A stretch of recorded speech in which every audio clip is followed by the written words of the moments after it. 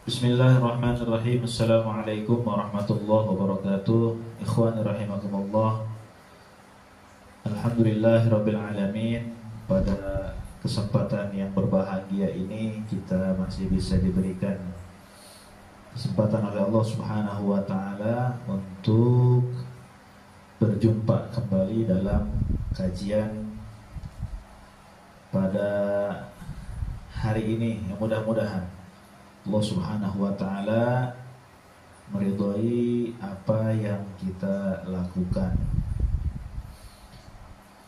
Salawat dan salam semoga selalu tercurahkan kepada junjungan kita, yakni Nabi besar Muhammad sallallahu alaihi wasallam, kepada keluarganya, para sahabatnya, serta kita juga sebagai umatnya. Mudah-mudahan kita semua menjadi umat Rasulullah sallallahu alaihi wasallam yang mendapatkan syafaat di yaumil akhir nanti. Amin ya Allah ya rabbal alamin. Tidak bosan-bosan Al-Fakir mendoakan kepada para jamaah sekalian agar supaya segala urusan-urusan pada hari ini Allah Subhanahu wa taala mudahkan, dan segala hajat yang dicita-citakan mudah-mudahan Allah Subhanahu wa taala segera mengabulkan hajat tersebut. Yang memiliki hutang, mudah-mudahan Allah Subhanahu wa taala memudahkan kepada para jamaah semua untuk melunasi hutang-hutangnya. Yang sakit, Allah Subhanahu wa taala mudah-mudahan angkat penyakitnya. Yang sedang punya masalah, mudah-mudahan Allah Subhanahu wa taala berikan solusi yang terbaik atas segala masalahnya. Yang punya anak, mudah-mudahan Allah jadikan anaknya yang soleh dan solehah. Dan juga mudah-mudahan Allah Subhanahu wa taala memberikan kepada kita semua rezeki yang halal, yang berkah, yang lapang, yang senantiasa digunakan untuk kita dalam beribadah dan juga berdakwah. Amin ya Allah ya rabbal alamin. Ikhwani rahimakumullah, para hadirin wal hadirat, jamaah yang senantiasa dimuliakan oleh Allah Subhanahu wa taala. Rasulullah sallallahu alaihi wasallam menyebutkan dalam satu hadis, yaitu tentang dua perkara yang apabila dua perkara ini sudah muncul, sudah merata di kalangan satu kaum, maka Allah Subhanahu wa taala akan menurunkan kepada kaum tersebut siksaan atau azab. Makanya ini awas kepada semua jamaah yang mendengarkan kajian ini, agar supaya kita, anak-anak kita, keluarga kita, saudara-saudara kita ingatkan oleh kita, jangan sampai kita melakukan dua hal ini sehingga bisa mengundang siksa Allah Subhanahu wa taala. Dalam hadis disebutkan bahwa ma dhahara fi qaumin az-zina war riba illa ahallu bi anfusihim azab Allah. Tidaklah muncul dalam satu kaum perzinahan dan riba kecuali Allah turunkan kepada mereka siksaannya. Jadi dua perkara ini, ikhwan rahimakumullah, yang pertama adalah perzinahan, yang kedua adalah riba, praktek riba.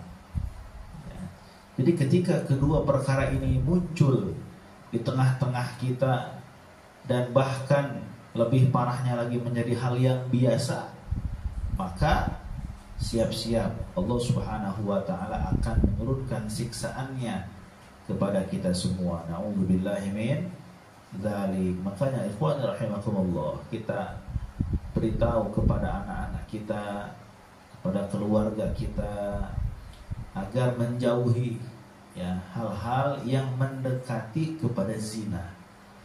Jangankan zina, zinahnya ya, taqrabuz zina, mendekati kepada zina itu Allah larang, Allah haramkan. Contoh misalkan di zaman sekarang banyak anak-anak muda yang mereka semua tidak malu ya kepada Allah Subhanahu wa taala, terlebih-lebih kepada manusianya di hadapan ya, terlebih-lebih kepada manusia di hadapannya.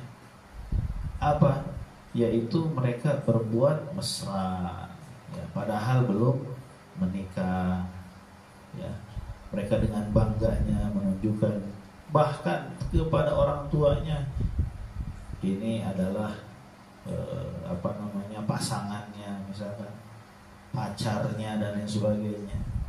Nah, ini adalah satu perkara yang mendekati kepada zina, perzinahan. Dan ketika ada orang tua yang menghalalkan atau membiarkan anak-anaknya bergaul ya dengan lawan jenisnya dengan bebas, maka satu perkara yang sungguh sangat miris ya, sungguh sangat miris. Artinya orang tuanya pun termasuk setuju ya. Nah, oleh karena itu ikhwani rahimakumullah, jangan sampai anak-anak kita, naudzubillah min dzalik, keturunan kita, keluarga kita terjerumus kepada sesuatu yang disebut dengan zina ya. Karena zina itu fahish, itu satu hal yang jijik ya, sangat buruk sekali ya. Karena dengan zina itu akan merusak nasab ya, akan merusak nasab. Ketika ada anak zina ya, anak zina, nah ini binnya bin siapa ya?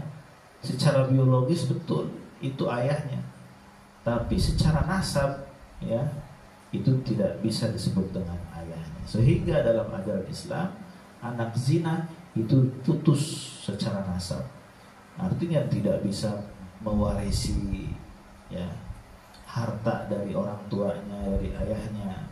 Ketika dia perempuan tidak bisa dinikahkan oleh ayahnya, karena secara Islam itu sudah terputus ya, zina, anak zina itu ya.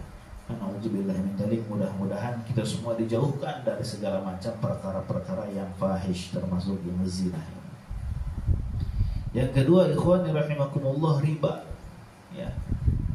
Riba yang sekarang sudah banyak ya, bermunculan di mana-mana ya, praktek ribawi. Nah, ini pun sama ya, ini juga dapat mengundang murkanya Allah ya, mengundang azab Allah ya. Oleh karena itu ikhwani rahimakumullah, jangan sampai kita terjerumus kepada zina dan riba. Nah, ketika dua perkara ini muncul dalam satu kaum, kata Allah, kata Rasulullah, maka Allah akan menurunkan kepada kaum tersebut azab Allah. Sehingga ikhwan rahimakumullah ya, yang tidak berbuat seperti itu pun akan terkena imbasnya. Nah, ya, maka di sini kita tekankan kepada semua kaum muslimin ya, dan muslimat, agar senantiasa mengingatkan kepada saudaranya, kepada keluarganya ya, agar tidak melakukan hal-hal yang tidak elok ini ya.